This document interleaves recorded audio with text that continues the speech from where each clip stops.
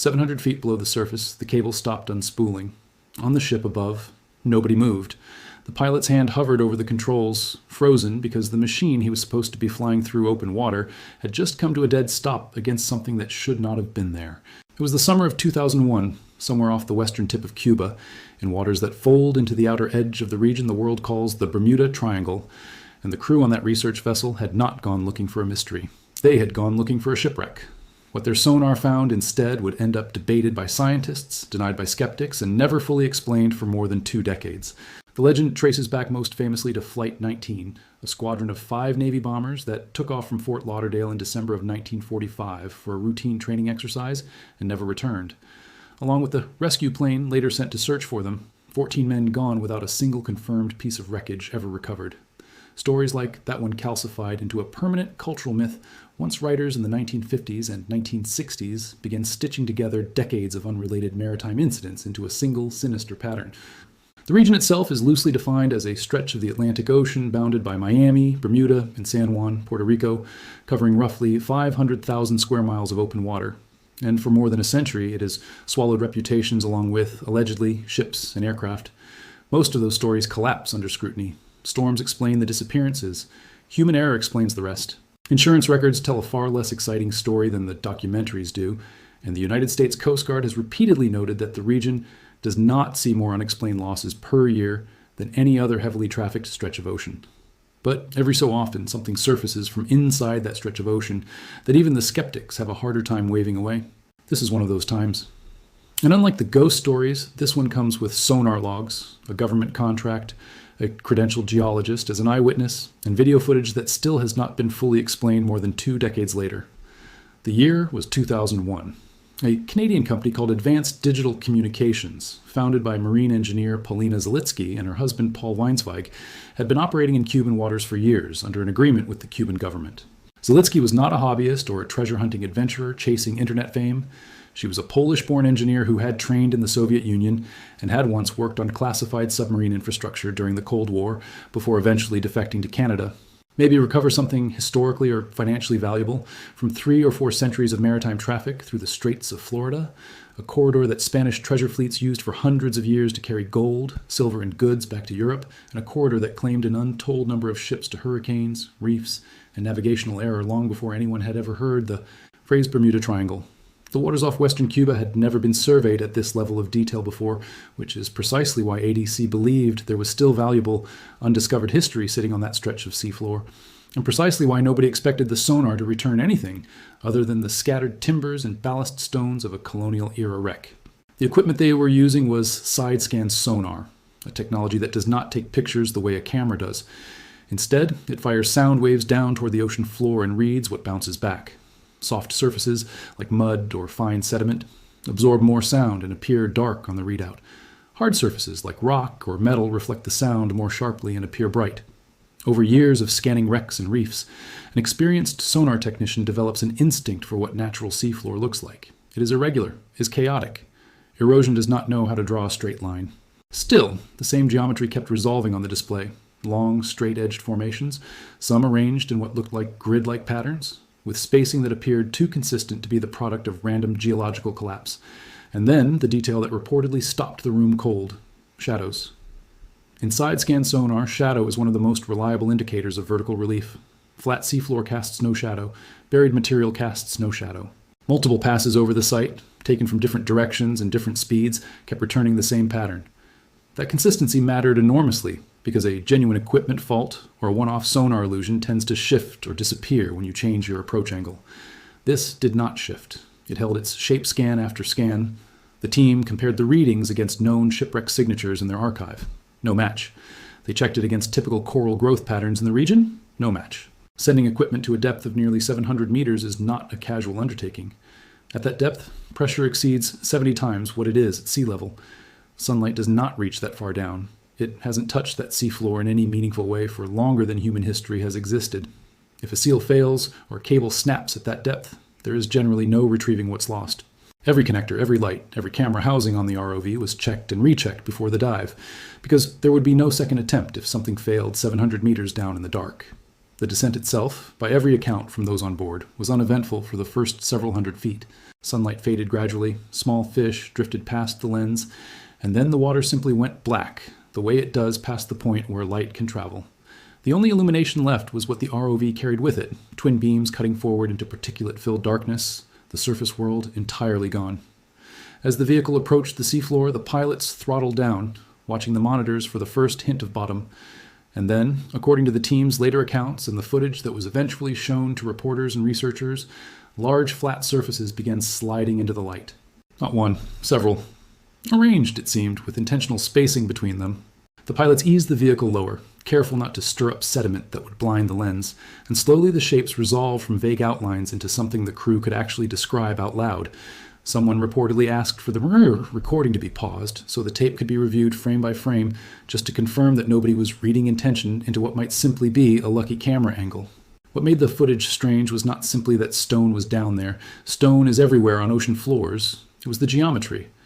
Some of the surfaces appeared to be smooth-faced and roughly rectangular, arranged in ways that Zelitsky would later describe as resembling megaliths of the kind found at Stonehenge or on Easter Island, some reportedly as large as several hundred feet in one dimension, with other formations stacked or arranged in what looked, to the untrained eye reviewing the tape, almost like collapsed pyramids or circular plazas.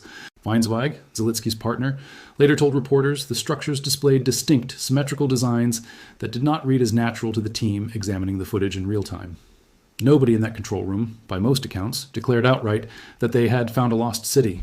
But nobody dismissed it as nothing either. The tape kept rolling and the blocks kept coming. When the news broke publicly in the winter of 2001, it moved fast, the way stories about lost cities always do. Headlines called it an underwater Atlantis off Cuba. Some outlets ran with the idea that the formations might be as old as 6,000 years. A figure Weinzweig floated as a rough estimate based on how deep the structures now sat and how long it would take tectonic and sea level shifts to carry a formerly shallow shelf down to that depth. If that number held up, it would place construction at that site earlier than Sumer, earlier than the pyramids of Giza, earlier than nearly every accepted marker for the beginning of large-scale human construction anywhere on Earth. That is the kind of number that does not stay contained to a science section. It becomes a headline, then a documentary, then a permanent fixture of internet forums where people ask every few years whatever happened to the sunken city off Cuba. What actually happened is messier and less satisfying than either the true believers or the total skeptics would like. Manuel Iturralde, the Cuban geologist who observed the ROV dive firsthand, gave one of the more measured responses on record. On the more skeptical end, Robert Ballard, the oceanographer famous for locating the wreck of the Titanic, offered a blunt response when asked about the Cuban claims. His reaction, in essence, was that the depth alone made a human origin implausible, and that the real question anyone should be asking is not what the stones are, but how anything could have ended up 700 meters down in the first place, since no widely accepted geological model puts that stretch of the Cuban shelf above sea level within any time frame that would allow for human construction. Nobody brought a fragment of stone to the surface for laboratory analysis. Nobody ran isotope dating or any other geochemical test that could establish an age, human or natural, for what the cameras had recorded. Sonar images and even direct video, however compelling, are still not physical evidence in the way a lab sample is. Skeptics point out, reasonably, that side-scan sonar has a long history of generating shapes the human brain reads as artificial, an effect not unlike the way pareidolia makes people see faces in wood grain or clouds. Rock can fracture along remarkably straight lines when certain mineral compositions cool or crack under specific pressures, a geological process sometimes called jointing, and formations that look startlingly architectural have been documented in plenty of places on Earth with zero human involvement, from the hexagonal basalt columns of the Giant's Causeway in Northern Ireland to similar formations found off the coast of Japan near Yonaguni, a site that has generated its own decades-long version of exactly this same argument. That comparison to Yonaguni is worth pausing on, because it illustrates just how familiar this pattern is in the world of underwater archaeology. Off the coast of Japan, divers in the 1980s found a massive stepped rock formation with sharp edges and terrace-like features, sitting in shallow water, rather than the crushing depth of the Cuban site.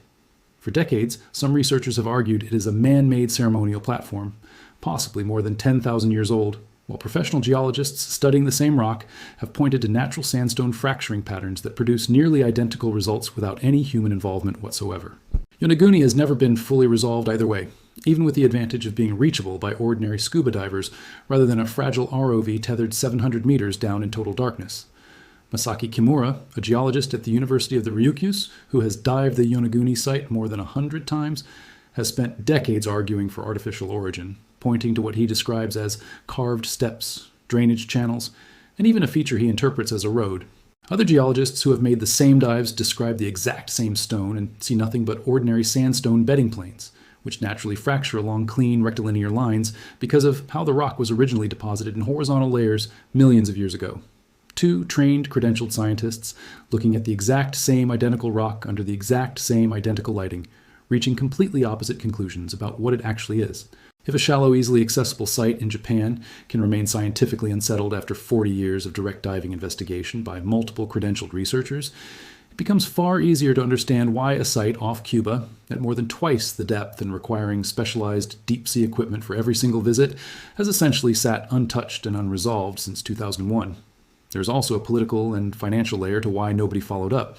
ADC's work in Cuban waters was conducted under an agreement with the Cuban government, and further deep-sea expeditions at that depth are extraordinarily expensive, requiring research vessels, ROVs rated for that pressure, and specialized crews, the kind of budget usually reserved for oil exploration or state-funded oceanography, rather than a private company chasing an archaeological hunch. Political tension and the decades-long United States embargo on Cuba complicated international scientific collaboration on the project as well, making it harder for American institutions, which have some of the best-funded deep-sea programs in the world, to simply step in and finish the investigation.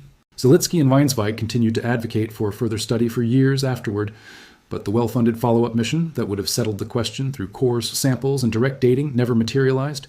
The story, as one archaeological outlet later put it, simply went cold, not because it was disproven, but because nobody with the resources to properly finish the job ever returned to the site. That unresolved quality is exactly what keeps pulling people back to it more than 20 years later. Every few years, the footage resurfaces online, usually stripped of context, sometimes overlaid with dramatic music and breathless narration, claiming definitive proof of Atlantis. And every few years, a new wave of skeptics responds by pointing out, correctly, that sonar images alone were never enough to prove anything, and that no serious, peer-reviewed paper has ever confirmed the site as artificial. Both of those things are true at once, and that tension is precisely what makes the story genuinely interesting, rather than simply another debunked internet myth. Unlike most Bermuda Triangle legends, which tend to evaporate the moment anyone checks shipping records or weather logs, this one survives contact with scrutiny because the underlying data, the sonar returns and the ROV footage, was never actually explained away. It was simply left uninvestigated. Consider what it would actually mean if the structures at Guanahacabibes eventually turned out to be genuinely artificial. It would not simply rewrite a footnote in Cuban archaeology. It would force a wholesale reconsideration of when organized human construction began in the Americas, potentially pushing large-scale building activity back thousands of years earlier than the current archaeological consensus allows for anywhere in the Western Hemisphere. It would raise uncomfortable questions about how a civilization capable of quarrying and arranging stone on that scale could vanish from the historical and archaeological record so completely that no oral tradition, no artifact scatter, no secondary site anywhere in the Caribbean basin has ever corroborated its existence. Sea levels did rise dramatically at the end of the last ice age, by more than 120 meters globally as glaciers melted, which means there absolutely were coastlines that are now underwater that were once dry land walked by early humans. But most geologists studying the specific tectonic history of the Cuban shelf have been skeptical that this particular stretch of seafloor was ever close enough to the surface within that time frame to have supported the kind of large-scale stone construction the sonar and footage seem to suggest, since 650 meters is an extraordinary amount of vertical drop to explain through sea level rise alone, far beyond anything the post-glacial record has ever documented for a single stretch of continental shelf, which is exactly the detail that keeps geologists cautious, even when they cannot explain the shapes on the sonar screen any other way. And that is really the crux of the entire mystery, the same tension that shows up again and again whenever the ocean coughs up something that looks too organized to be natural and too deep to be human. The evidence sits in an uncomfortable middle ground. It is not flimsy enough to dismiss outright, the way so many Bermuda Triangle legends collapse the moment someone checks the actual paperwork behind a supposedly vanished ship. But it is also nowhere near complete enough to declare a discovery, because declaring a discovery requires the unglamorous, expensive, unfinished work of physically sampling the site, something that more than 2 decades after that ROV first descended into the dark off Guanahacabibes simply has never happened. The footage exists, the sonar logs exist, the eyewitness accounts from a credentialed geologist exist. What does not exist is a single physical fragment of stone from that seafloor sitting in a laboratory anywhere in the world, waiting to have its age determined once and for all. So the story sits exactly where it sat in 2001, suspended somewhere between a genuinely undiscovered archaeological site and an elaborate trick of sound waves bouncing off ordinary Caribbean limestone. Every explanation offered so far, tectonic jointing, sonar processing artifacts, natural block collapse, answers part of the puzzle while leaving another part stubbornly unresolved. Every skeptic who has looked closely at the raw data has stopped short of a full dismissal, and every believer who has looked closely at the missing physical evidence has stopped short of a full confirmation. That is an unusual place for a mystery to sit for this long, particularly one wrapped in a location as mythologized as the Bermuda Triangle, where it would be easy for either side to simply shout louder than the facts allow. What the Guanahacabibes formations ultimately demonstrate, whatever they turn out to be, is how much of the ocean floor remains genuinely unmapped and unexplained, even in an era when satellites can photograph the surface of Mars in exquisite detail. More than 80% of Earth's own ocean floor remains unmapped at high resolution, according to global seafloor mapping initiatives, which means formations like the ones off western Cuba are almost certainly not unique, just unusually well documented by a team with the equipment and persistence to actually go looking. Somewhere in that unmapped 80%, there may be answers to questions nobody has thought to ask yet, about sea levels, about early human migration, about geological processes still not fully understood at extreme depth and pressure. Either way, the footage from that summer of 2001 remains sitting in archives, still cited, still argued over, still unresolved, a reminder that the ocean does not give up its answers on a schedule convenient to headlines or documentaries. It gives them up, if it gives them up at all, only to whoever is patient and well-funded enough to go back down and finish the job that a small Canadian survey team started more than 2 decades ago, in the dark, 700 meters below, a stretch of water that the rest of the world had already decided to be afraid of for entirely different reasons. This is the inverse of that pattern. Here, for once, something was actually found, recorded, filmed, and witnessed by a credentialed scientist, and it is the follow-up that went missing instead, swallowed not by the ocean, but by budgets, politics, and a story that broke too fast for the careful, unglamorous science required to finish it. Was it geology playing an elaborate trick on a sonar screen? The kind of coincidence that happens when pressure, time, and mineral composition conspire to fool even trained eyes? Or was it a chapter of human history that sank beneath the waves long before anyone was around to write it down, waiting in the dark for equipment that did not exist yet when it first disappeared? Nobody currently alive has the answer, and until someone funds the expedition required to bring an actual fragment of that stone to the surface, tests it, and dates it under laboratory conditions, nobody ever will. If stories like this one keep you asking questions, the history books can't yet answer. Make sure you're subscribed, because the ocean is not finished giving up its secrets, and neither are we.